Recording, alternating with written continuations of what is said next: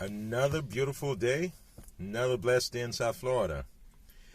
Today I'll address 5 questions I received from a Canadian citizen who wanted to know what are the guidelines.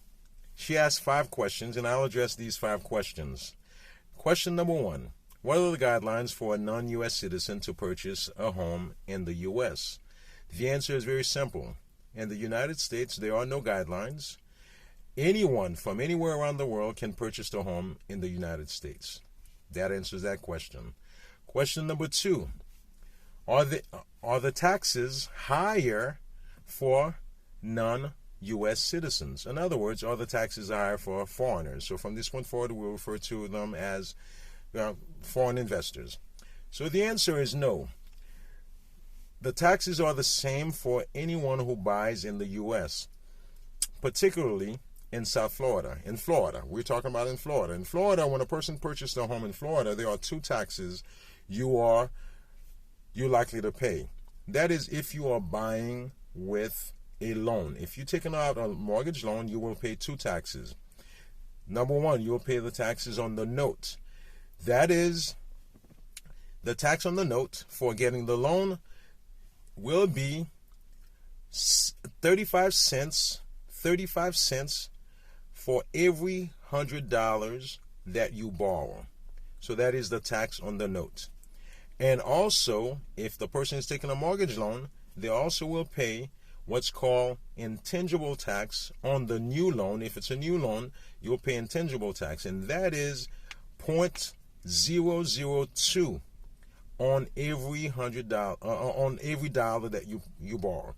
So that would be 0.002 on every dollar. So that is 2/100th of a penny for every dollar you borrow. So those are the taxes the buyer will pay.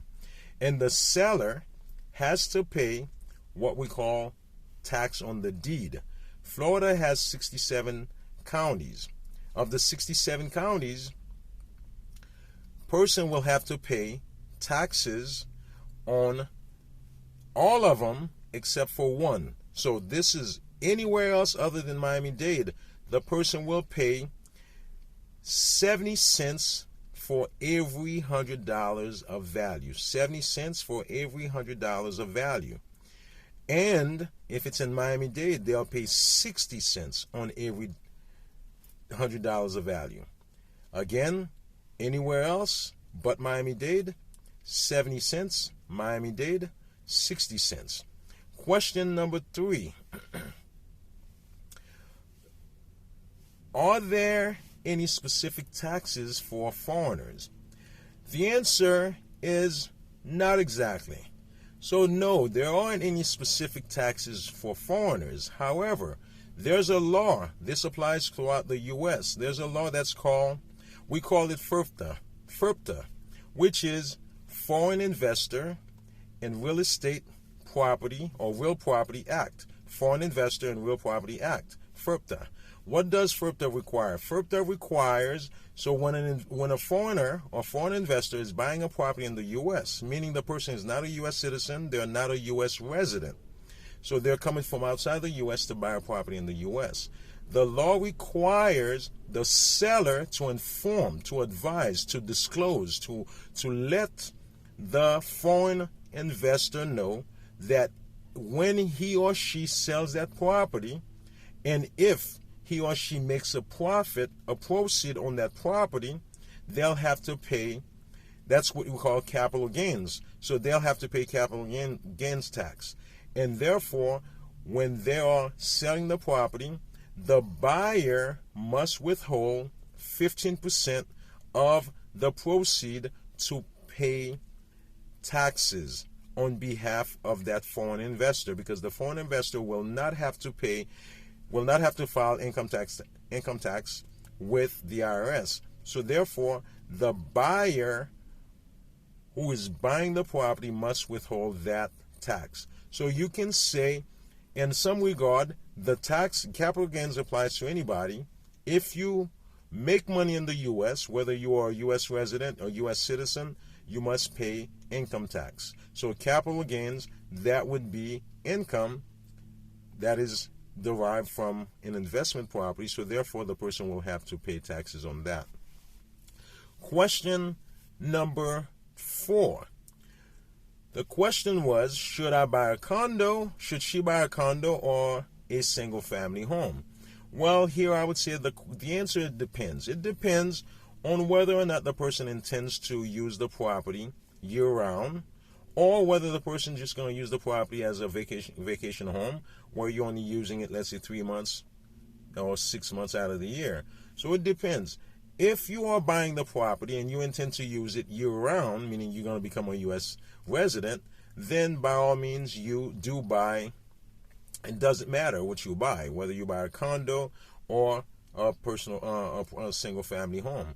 However, if you are going to use that property simply as a vacation home for safety and maintenance reasons, I would say buy a condo, because the condo is a property that's going to be secured and the maintenance is going to be taken care of.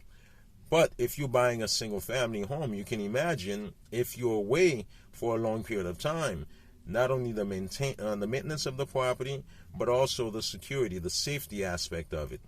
So those are the 2 reasons. And lastly, when we think of nowadays, Airbnb is a big business, and it's very common here. So if you're buying a condo, if you intend to use that condo as Airbnb while you're away, well, the condo association or the city itself may not allow that. So those are things you probably should be aware of. So whereas if you're buying a single family home, you want to use it as Airbnb while you're away, if the city permits that, it is more feasible. Okay. Next question. Should the person wait? She asked, should I wait for the market to ease a little? And this one, I say it depends. I personally, my advice, I think it's always best to buy real estate while interest rates are down or low. You're probably aware, as of the time of this video shooting, interest rate just recently went up for the first time in the last 2 years, 2+ years. It broke 4%. So if I'm buying a property, I would rather buy a property at a slightly higher price range and pay lower interest than to buy at a low price range and pay higher interest, because in the long run it's going to be a lot more expensive with the taxes, with the interest. I apologize, with the interest. So interests are low now, so I say to people, always buy when you are ready to buy. So if you are buying cash, I recommend you buy when you're ready to buy. And because in 2022, contrary to what people may think, it is expected that property prices will continue to increase. Okay. So those are the questions that I received, and I hope I address them. And if you have any questions, please feel free to keep them coming. I appreciate the questions. I appreciate the people who participate. And lastly, I'll ask, if you find any of the videos that I put out, if you find any of them beneficial to you, I ask that maybe, perhaps, just maybe, someone you know may also find them beneficial. So what I ask is that you do share with other people, so that way they can get the information.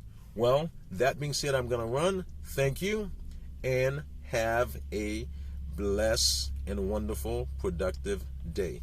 Have a good one. Bye-bye.